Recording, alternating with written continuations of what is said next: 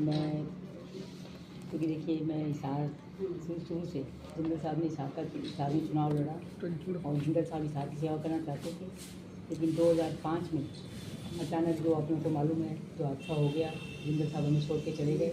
उसके बाद हिसार की जनता ने मुझे मतलब बीच में ले आए अपने, और मैंने 10 साल उनकी सेवा की। और उसके बाद 10 साल भी मतलब 20 साल हो गए, समझिए 20 साल प्यार हो जाएंगे। मैं लगातार इनके बीच में हूँ, इनकी सेवा करती रहती हूँ। मुझे बहुत अच्छा लगता है क्योंकि हिसार मेरा परिवार है, शुरू से हम लोग हिसार में ही रहे हैं। तो अभी भी मैं एक सेवा करने का मौका और चाहती हूँ, मुझे एक सेवा करने का मौका मिले जिससे कि मैं अपने लोगों की सेवा कर सकूँ। और ये वैसे भी मेरा लास्ट चुनाव है, इस समय मैं अपने जो मेरे अधूरे काम है, जो बाकी रह गए कुछ भी, वो सारे मैं पूरा करके और अपनी हिसार की जनता के सारे काम कर देना चाहती हूँ। सब करके मुझे भी मतलब मैं भी छुट्टी लूँ और मेरी जनता जो है, मेरे बच्चे जो हैं, हिसार परिवार मेरा खुश हो जाए कि हाँ भी उन्होंने आके हमारी सेवा की, हमारे काम की। मैम, जिस पार्टी में भी हाल ही में आए हैं उन्होंने अपनी टिकट अनाउंस कर दिया, अब आपका क्या फैसला है, क्योंकि आप चुनाव भी लास्ट चुनाव कह रहे हैं? कि टिकट देने का फैसला जो होता है वो पार्टी का होता है, और ऊपर से जिस तरह से जो आज्ञा होती है वो उनको माननी पड़ती है।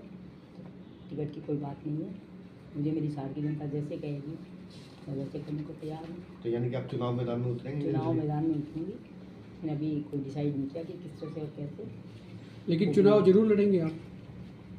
जो हिसार मेरा परिवार है वो तो यही कह रहा है चुनाव लड़ना है, तो उनकी बात को तो मुझे मानना ही पड़ेगा, उनको मैं ना नहीं कर सकती। सारे आपने देखा ही होगा, सारे मेरे साथ रहते हैं बहुत, तो जब वो मुझे इतना मान देते हैं तो मुझे भी तो उनको मान देना चाहिए।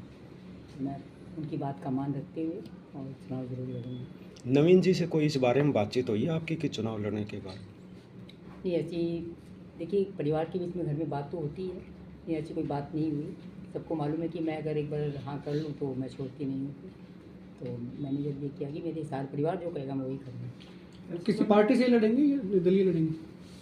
अब इसके बारे में कोई फैसला नहीं। कांग्रेस से कोई ऑफर है आपके पास? ऐसी कोई बात नहीं है, जैसी भी कुछ बात होगी सब आपके सामने आ ही जाएगी। मैडम, जैसे नवीन जी जिन अपने बीजेपी में हैं और आप फिर कैसे आपने सदस्यता ली है बीजेपी की? देखिए मैंने सदस्यता तो नहीं ली, लेकिन मैंने अपने बेटे के चुनाव में प्रचार पूरा किया था, और प्रचार करने के बावजूद ही जिस तरह से आप लोगों को मालूम है कि वहाँ से कुछ तरह से बीजेपी की सीट भी आई है, नवीन जी जीते भी हैं। तो बाकी तो मैं और क्या कहूँगा। कांग्रेस से आपने अपने सदस्यता से इस्तीफा दे दिया? वहाँ से भी कोई इस्तीफा नहीं दिया था।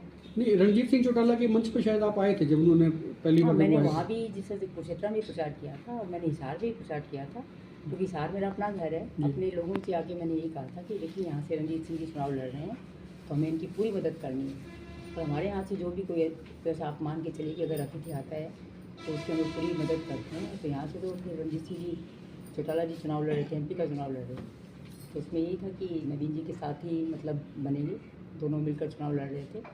नवीन कुरुक्षेत्र से था और रणजीत सिंह जी यहाँ से थे, तो मेरा मदद करना मेरा फर्ज भी बनता था, तो इसलिए मैंने आके वहाँ यहाँ भी। हिसार के लोग चीख चीख के कह रहे थे कि सावित्री जी अगर आ जाएंगी तो चुनाव जीत सकती है बीजेपी। तो बीजेपी को ऐसा नहीं, मुझे बीजेपी को समझ नहीं आई, ऐसा नहीं लगा। आपको क्या लगता है कि क्या मजबूरियां बीजेपी की रही होंगी जिनके बारे में जनता बात कर रही थी, उनको टिकट नहीं दी और डॉक्टर कमल गुप्ता को रिपीट किया गया? लेकिन इस बारे में मैं कुछ नहीं कर सकती, तो कहीं भी कोई भी पार्टी होती है, पार्टी के जो बड़े होते हैं उनका ही निर्णय होता है, और जो निर्णय उनका होता है वो सबको मानना पड़ता है। टिकट के बाद गुप्ता जी का फ़ोन आया आपके पास बातचीत? मैडम, बीजेपी जैसे परिवारवाद की बात करती है तो कुलदीप के बेटे को दी गई, श्रुति को दी गई, किरण चौधरी को, तो ऐसे में क्या बोलेंगे इसको लेकर? क्या कारण रहे होंगे? भी नहीं। हाँ, लेकिन इन सब कारणों का भी मुझे नहीं मालूम, मैं कुछ नहीं कह सकती, क्योंकि देखिए उन सबको लगा हो कि जीतने वाले कैंडिडेट हैं तो इसलिए उनको दी गई है, और ज़रूर ये अपने हैं भी कि जीत कर आएंगे। कुलदीप जी का बेटा भव्य भी जीतेगा, श्रुति भी जीतेगी, तो अच्छे मतलब है जीत कर आएंगे। तो ऐसे कौन से काम हैं जो आप जीतने के बाद करना चाहिए? कुछ काम आपका रह गए थे मेरे काम करने, और भी करेंगे? ये अभी मैंने कुछ सोचा नहीं है। अच्छा। कि जो भी काम मेरे सामने आएंगे मैं सारे काम पूरे करवाऊंगी। तो बीजेपी के नेताओं के फ़ोन आ रहे होंगे, मनाने के लिए कोशिशें हो रही हैं आपको, क्योंकि आप नाराज़ हो गए तो मना लिया जाए? नहीं, ऐसी कोई बात नहीं है, नाराज़ भी नहीं हूँ।